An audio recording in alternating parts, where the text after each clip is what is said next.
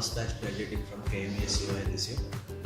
On this occasion, I would like to congratulate each one of them on their successful completion of their course.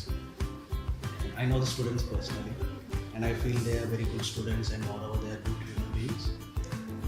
I think they will take this profession seriously and contribute positively towards the development of our society. I wish them all the best.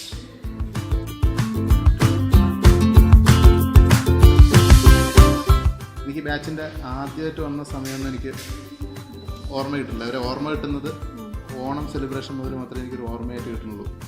Ashish ഈ പറയുന്ന മാവേലിയായിട്ട് വന്നതും ആ കുറച്ച് പേര് നമ്മൾ ഫേസ്ബുക്കിൽ ഇപ്പോഴും photo കാണുന്ന പോലെയുള്ള ആ ഇത് മാത്രമേ ഓർമ്മ കിട്ടുന്നുള്ളൂ. ഫസ്റ്റ് ഡേ ക്ലാസ്സിൽ വരുന്നതും ഒരു ഓറിയൻറ്റേഷൻ ടോക്ക് കൊടുത്തായിരുന്നു.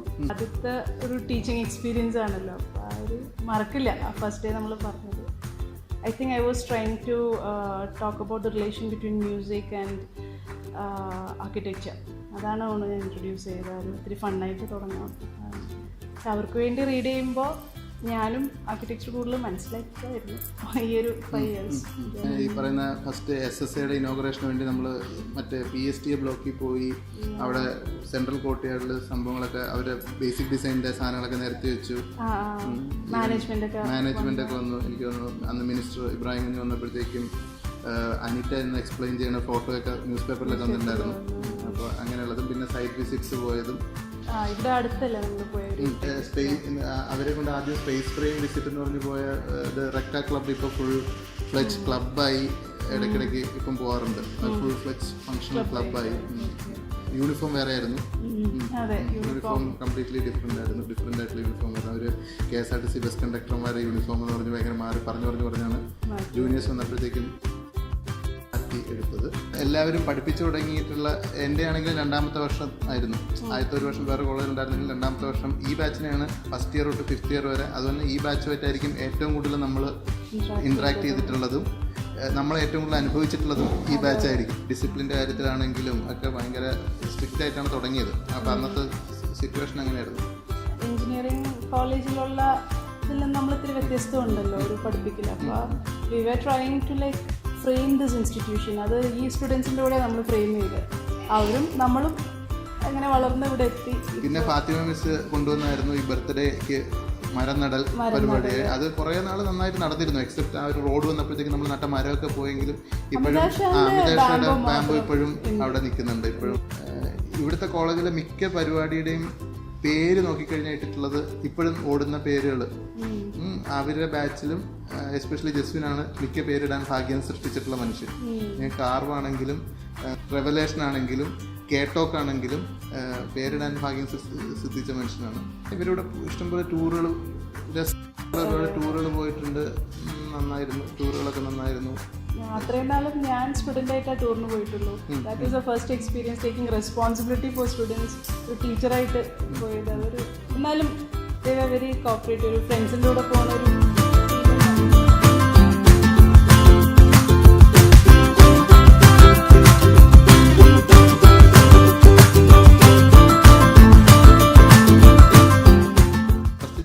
കൃഷ്ണൻ വർമ്മയും സൈറ മാമോ ആയിരുന്നു. അതിപ്പോഴും ഓർമ്മയുണ്ട്. ലൈബ്രറിയിൽ വെച്ച് കണ്ടക്ട് ചെയ്ത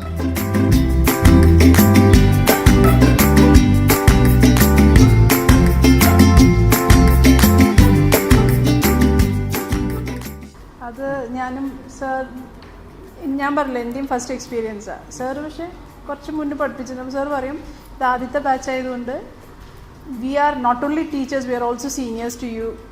അത്രയും ബാക്കി വരുന്ന ബാച്ചസിനോട് നമ്മൾ ഇത്തിരി ടീച്ചർ എന്നുള്ള ഒരു ലെവലിൽ തന്നെ കീപ്പ് ചെയ്യും. പക്ഷേ because you are there as seniors. For you ആ ഒരു ട്രെൻഡ് സെറ്റേഴ്സാണ് ഈ കോളേജിൻ്റെ. So we are there as seniors also. All the time he is there. ആ ഒരു ഐഡിയോളജി പറഞ്ഞ് അങ്ങനെ ഒരു ഇത് കൊണ്ടുവരാൻ വേണ്ടി ഒന്നും ഇങ്ങനെ പറയുമായിരുന്നു. പറയുന്ന അല്ലാതെ തന്നെ നമ്മൾ ഇപ്പോൾ നൈറ്റ് ഔട്ടൊക്കെ ചെയ്യുമ്പോഴത്തേക്കും ആ ടൈമിലൊക്കെ നമ്മളും കൂടെ നൈറ്റ് ഔട്ട് ചെയ്യുമായിരുന്നു.